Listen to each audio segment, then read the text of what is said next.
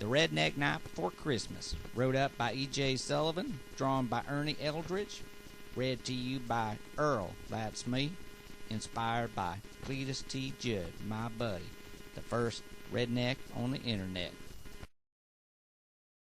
It was the night before Christmas, when all through the trailer park, not a pop-top was poppin', not even old Blue Bark. Our stockings was hung over the space heater with care, in hopes Santa would fill 'em with Viennas and beer.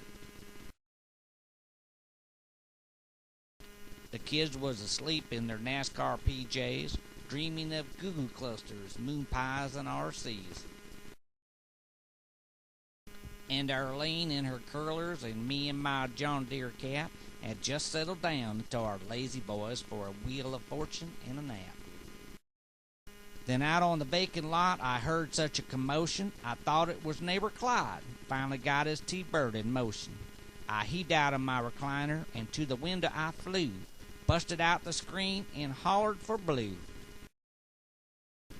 The moon was shining down on my old wrecked cars, so bright they were sparkling like rusty old stars, and I couldn't believe my own hard-working eyes when a jacked-up Ford pickup come flying through the sky.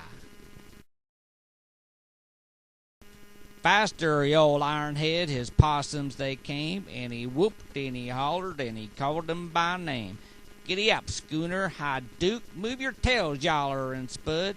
On Blackie, on Queenie, you mind me, Duchess and Bud. To the top of the satellite dish, to the top of the shed. Now move it, step on it, y'all get out the lead. You know how on our road, when a car goes by, there's all this dirt flies up into the sky.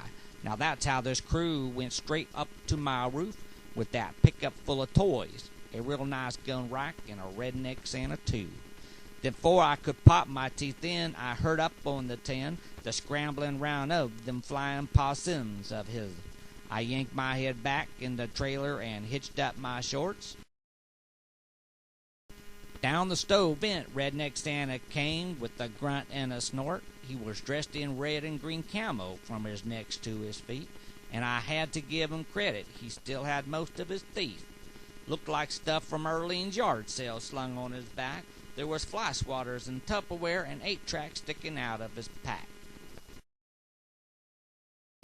His eyes took in our humble home, the furniture we bought on layaway in town. Earl's pride, that Elvis on velvet, my collection of barbed wire, and license plates made by relatives. I could have swore I'd even saw a glistening tear when his eyes fell on sweet Earlene, a snoring in her chair. He kindly favored Hank Jr. with a big round belly that shook when he laughed like a blob of KY jelly.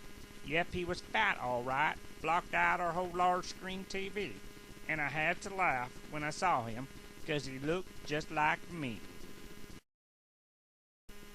When he winked his eyes, I knew for sure that he'd treat us right. Why, he might even leave us some ammo tonight. I stood there dreaming of whitetails while I watched him work. Then he stopped and, like a real man, let out a fart and a burp. He topped off our stockings with moon pies and bottled rockets, then squozed up the stove vent like spam in your pocket. He jumped in his pickup, lay down on the horn, I'm not lying, and they took off like white lightning with their possum's tails flying.